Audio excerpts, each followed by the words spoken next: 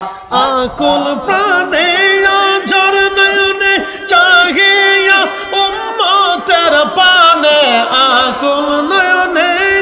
নর নয়নে আকুল প্রাণে আজর নয়নে চাহিয়া উম্মতের পানে ভাবিয়া সে আপন মনে তৌহিদের বাণী শুনায় ভাবিয়া সে আপন মনে তৌহিদের বাণী শুনায় কি যা মদিনার পথে দয়ার নবীর রমজান আল্লাহ আল্লাহ আল্লাহ জবান খুলে চির সুখে ঘুমায়াছেন নূরের নবী মদিনায় চির সুখে ঘুমায়াছেন নূরের নবী মুস্তাফায় কে যাবি মদিনার পথে দয়ার নবীর রমজান আল্লাহ আল্লাহ আল্লাহ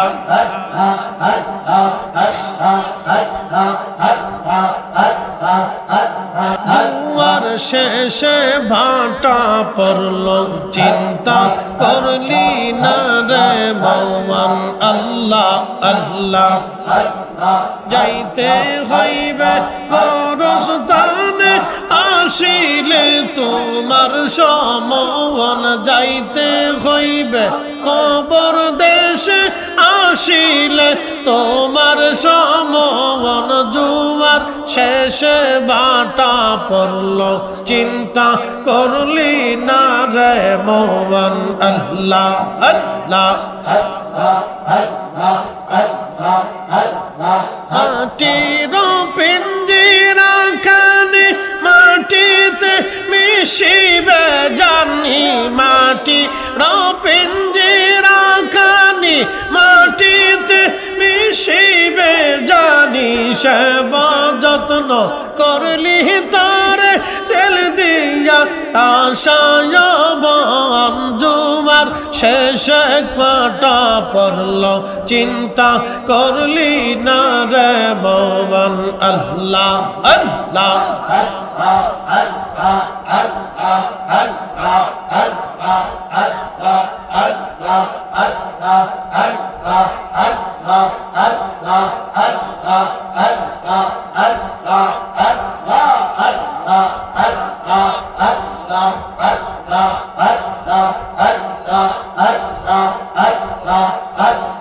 কে যাবি মদিনার পথে দয়াল নবীর রমজান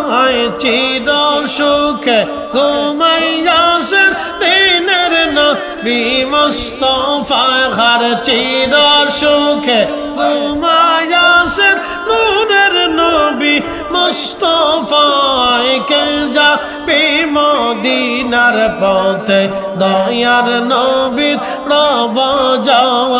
আল্লাহ আল্লাহ আল্লাহ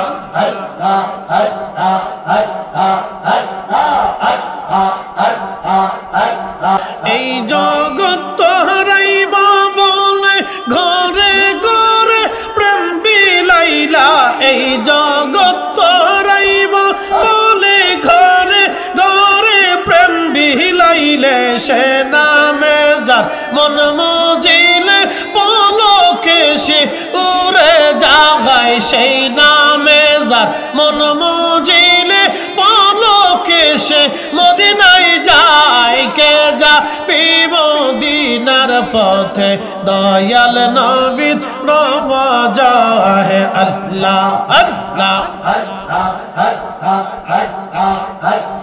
চির সুখে ঘুমিয়ে যাচ্ছেন দিনের নবী মুস্তাফায় চির সুখে ঘুমিয়ে যাচ্ছেন নূরের নবী মুস্তাফায় কে যাবি মদিনার পথে দয়ার নবীর রমজান আল্লাহ আল্লাহ আল্লাহ আল্লাহ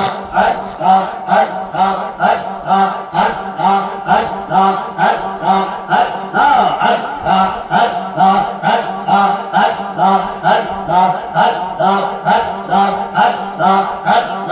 দেখাইছে তার নামের জ্যোতি সদাই কয় ইয়া উম্মতি দেখাইতে তার নামের জ্যোতি সদাই বলবে ইয়া উম্মতি চোখের জলে উম্মতি উম্মতি বলে চোখের জলে বুকবাসায় নবী উম্মতি উম্মতি বলিয়া চোখের জলে বুকবাসায় কে যাবি মদিনার পথে দয়ার নবীর নব যাওয়া হে আল্লাহ আল্লাহ আল্লাহ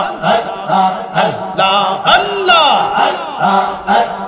চির সুখে ঘুমিয়ে যাচ্ছেন নূরের নবী মদিনা খায় চির সুখে ঘুমিয়ে যাচ্ছেন নূরের নবী মুস্তাফা কে যাবি মদিনার পথে দয়ার নবীর নওয়া জাগায় আল্লাহ আল্লাহ আল্লাহ আল্লাহ আল্লাহ আল্লাহ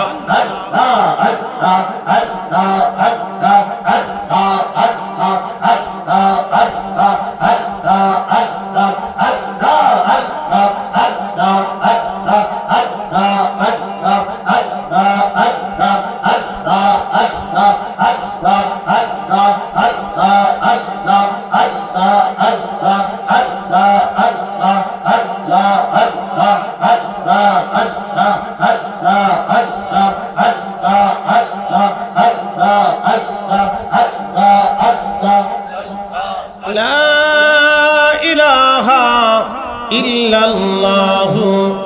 মুহাম্মাদুর রাসূলুল্লাহ সাল্লাল্লাহু আলাইহি ওয়াসাল্লাম একসাথে বলি মারহাবা। বিদেশ থেকে আসা রেমিটেন্সের বাড়তি 2.5% কি হালাল হবে কি? এখন বিদেশ থেকে আসা রেমিটেন্সের বাড়তি 2.5% এটা কি হিসেবে আসে আমি জানি না। যদি বিদেশ থেকে রেমিটেন্সের 2.5% এক্সট্রা যেন কোম্পানি তাদেরকে বকশিশ দিয়ে থাকে তাহলে হালাল আছে। আর যদি এটা ব্যাংকের মধ্যে রেখে দেয়, এটা সুদ হিসেবে আসে, ব্যাংকের মাধ্যমে সুদ হিসেবে দেয়, তাহলে এটা হালাল হবে না। যদি কোনো বিদেশ থেকে কোম্পানি অথবা প্রবাস থেকে আসার কারণে এক নাগাদ তাদের জন্য পরিশ্রমের ভিত্তিতে তাদেরকে একটু বাড়তি করে দেয়, বেশি করে দেয়, তাহলে এই ক্ষেত্রে কোনো সমস্যা নেই। কিন্তু যদি এটা ব্যাংকিং পদ্ধতিতে রেখে যদি চিন্তা করে যে ব্যাংকের মাধ্যমে রেখে সুদ বাড়াবে,